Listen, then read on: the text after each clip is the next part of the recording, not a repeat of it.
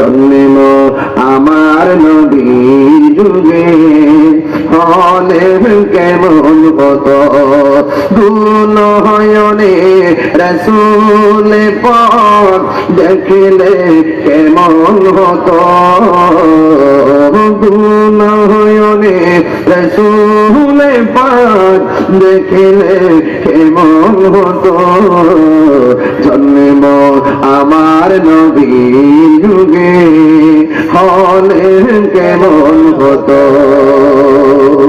আসে তো বেশে হজিরতে বেলালের মধুর আজান সেই আজানে ছিল এমন প্রেম মুগ্ধ রহমান আসে তো বেশে হজিরতে বেলালের মধুর আজান সেই আজানে ছিল এমন প্রেম মুগ্ধ রহমান দয়াল নবীর পিছে নামাজ পড়লে কেমন হতো দয়াল নবীর পিছে নামাজ পড়লে কেমন হতো দুনয়নে রাসূল পাক দেখলে কেমন হতো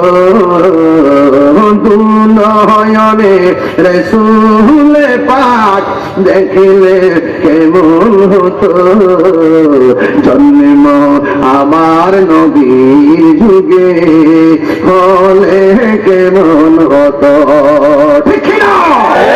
আরে ভাই কেমন হতো মানে কি জানেন? এমনটা গজল দিয়েছেন আমাকে দেওয়ার জন্য আমার শান্ত মনকে যেন অশান্ত করে দিলেন, আমার ঠান্ডা বাজার থেকে যেন গরম করে দিলেন। আরে জন্ম আমার নবীর যুগে হলে কেমন হতো এই উত্তর তো বগুড়া থেকে বলা যেতে পারে। আরে তাইফের জমিনে আল্লাহর হাবিবকে টাকলা টাকলা যুবকরা পাথর মেরেছিল, ওই সময় যদি এই বগুড়ার মানুষগুলো থাকতো ওই পাথরের সামনে তাদের বুকটা পেতে দিত, আল্লাহর হাবিবের গায়ে একটা পাথর লাগতে দিত না।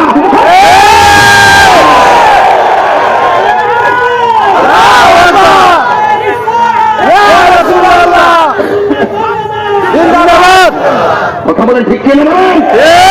এটা তো এখান থেকে দেওয়া যায় না, হলে রসুলকে আমরা দেখি না ১৫০০ বছর পরে নবীর শান শোনার জন্য আপনারা বসে আছেন, আর ওই মুহূর্তে আমরা রসুলকে পেয়ে যেতাম, তাহলে কোনদিন রসুল্লাহর গায়ে তীরের আঘাত লাগলা, তীরের সামনে আমাদের বুকটা পেতে দিতাম। কথা বলেন ঠিক কিনা?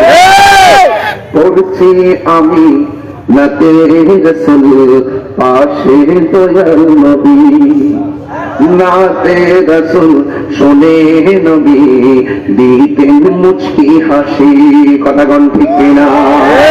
নবীর সামনে গিয়ে বলি ইয়া রাসূলুল্লাহ আপনি আমাদের জন্য একটু দেখবেন, ইয়া রাসূলুল্লাহ এটা কিভাবে হবে, ইয়া রাসূলুল্লাহ এটা কিভাবে হবে, ইয়া রাসূলুল্লাহ আপনার পিছনে নামাজ পড়ি, ইয়া রাসূলুল্লাহ আপনার সঙ্গে ইতিকাফ করি, ইয়া রাসূলুল্লাহ আপনার সঙ্গে জিহাদে যাই, ইয়া রাসূলুল্লাহ আপনার সঙ্গে ইফতার করি।